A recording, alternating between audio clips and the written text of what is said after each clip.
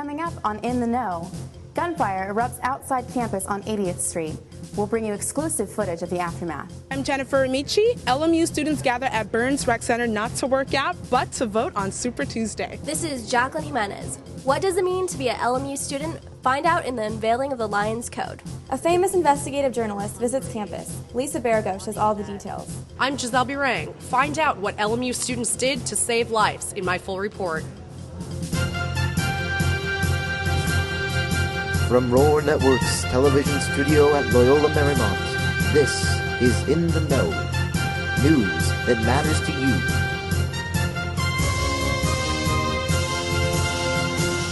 you. Welcome to another episode of In the Know, the show where we only cover stories that matter to you, the student body. This is our first broadcast from our new Roar Network studio. I'm Nicole Allison. And I'm Rachel Mock. It was an eventful Ash Wednesday on campus when LMU hosted a high school basketball game between rivals Westchester and Fairfax High. However, Westchester's victory was jaded when several shots were fired right outside LMU's back gates. After the game let out from Gerson Pavilion, a group of high school students were walking east on 80th Street when two vehicles opened fire. A 15-year-old male was hit but not critically wounded. A heavy police presence cordoned off the scene from Loyola to Holy Cross, while a helicopter searched overhead for vehicles involved in the shooting. As a result, LMU students were prohibited from reaching their cars parked along 80th. We try to get our car, it's like right there, like 100 feet away, but it's blocked in and we can't go over there because it's, he said, did you ever watch CSI? You can't just go in the crime scene. However, once they finished sweeping the crime scene, police officers escorted students to their vehicles. Public safety alerted the campus of the situation around 12:30 a.m. via the emergency alert system. If you did not receive a message, you can sign up by logging into Main Gate, followed by clicking on the Life tab. Next, go to the campus safety section and click on Emergency Alert Contact Registration. Then simply fill out the requested information. Turning now to politics. Last Tuesday, 22 states held primary elections to decide which presidential candidate would win their delegates. LMU students were among the many Californians who headed to the poll booths. In the Know's Jennifer Amici has more. The act of voting arose different reactions amongst LMU students. I'm really excited to be able to vote finally and be able to understand the issues enough to vote. So it feels good to actually have that knowledge now. I feel like I made an impact. I think basically I don't think enough people vote, and I think this election is important. If people want to change, they need to vote now. LMU students have casted their votes, but what issues influence their decisions? Well, obviously the war in Iraq. The economy is huge because I need money and it's not there right now. And just generally changing a lot of things that have happened with the Bush administration with like the free speech issues and like cutting down the Constitution that's happened. Immigration's a big deal to me, healthcare, and how they're going to deal with the whole global warming thing, especially here in California. I feel we're really being impacted.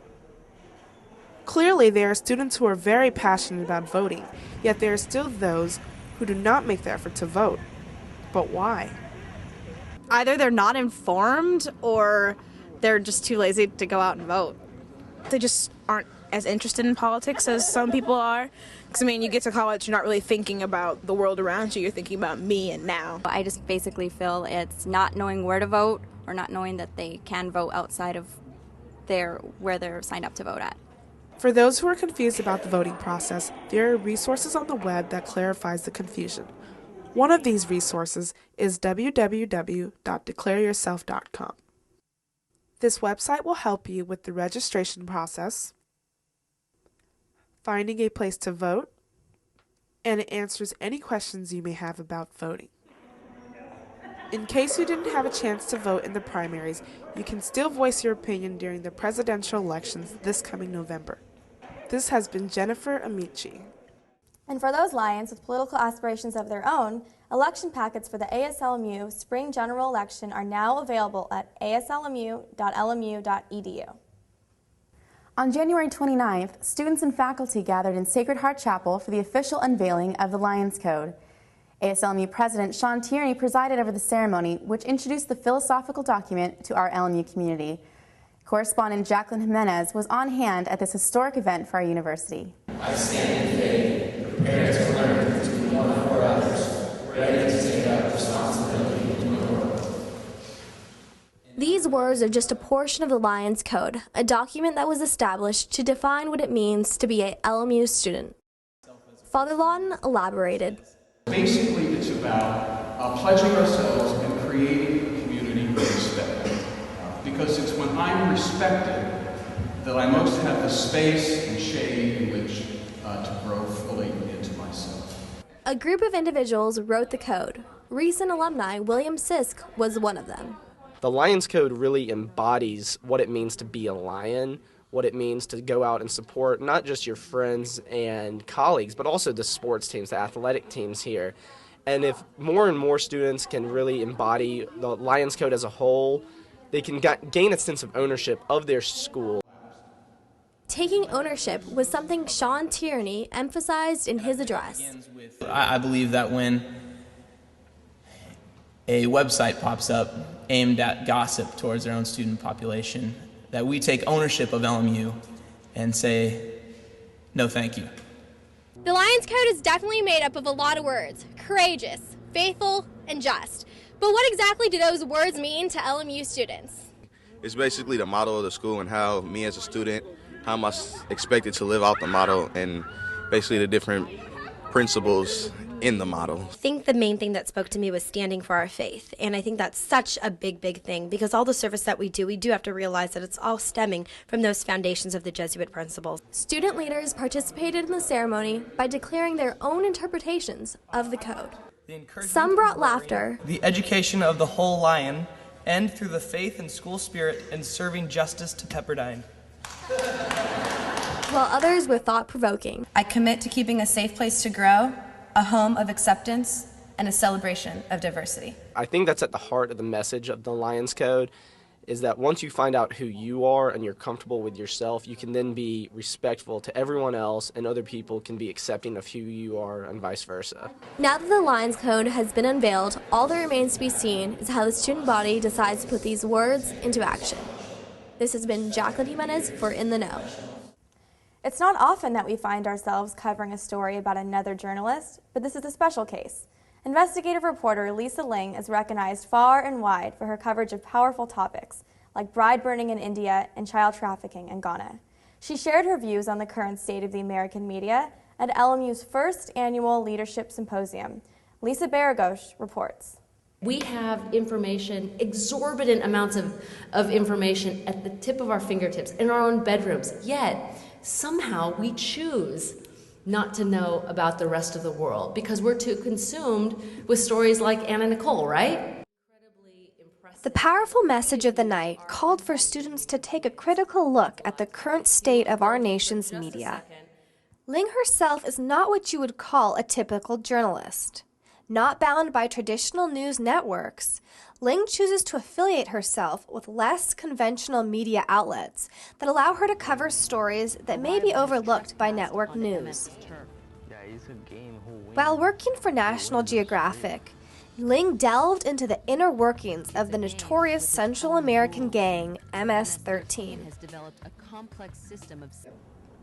Before her main speech, Ling addressed a select group of student leaders from various organizations and groups on campus, with a special sit-down where the students were able to get a little bit more up close and personal.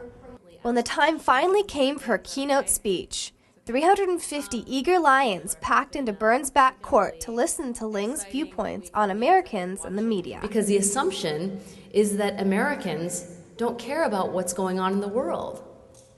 I categorically disagree with that. I mean, I think that Americans, particularly young people, are hungry to know what's going on in the world. But our media does such a poor job at disseminating that kind of information because they assume that people don't care. This symposium with Lisa Ling is one of the many events put on by a new organization here on campus called the Leadership Institute, whose goal is to educate students on how to become better leaders.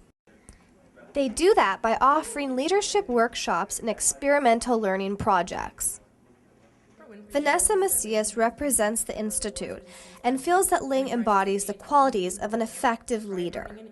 We often get bogged down by titles, Lisa Ling is kind of an example of someone who was really just an individual who decided to make change in the world, and that's really what being a leader is about. I leave you with one thing that Oprah said once that has just stuck in my head and propelled me to continue doing the kind of work that I'm doing, which is, now that you know, you can't pretend that you don't.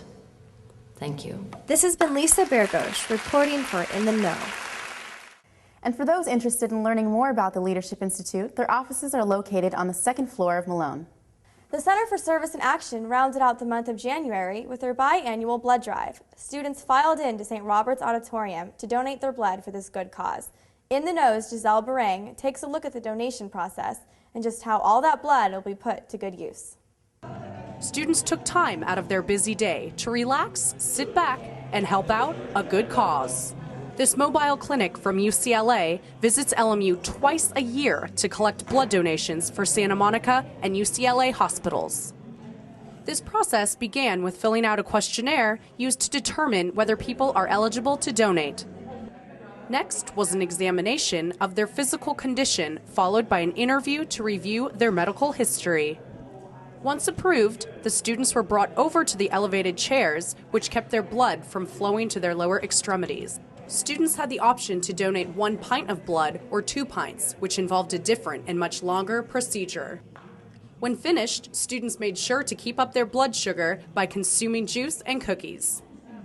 This was Kristen DeMarco's first time donating. It's not painful at all, actually. I'm really scared of needles, but it didn't hurt. They did it really well, so it's going good. Giving blood may be scary and even painful for some, but in the end, it saves lives. 1 pint of blood saves 3 lives. And at UCLA, the blood goes directly to the patient, so I think it's a really great opportunity to give directly to, instead of giving to an organization like the Red Cross, who would charge $300 for a hospital to get a pint of blood.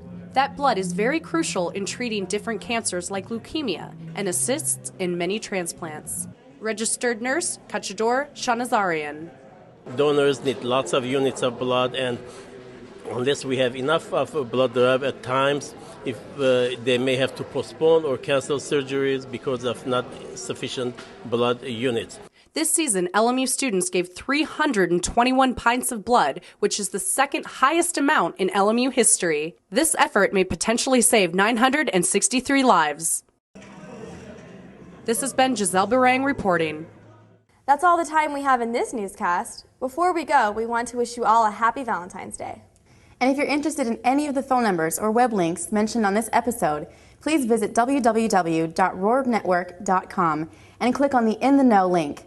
This has been Rachel Mock. And I'm Nicole Allison. And now, you're in the know.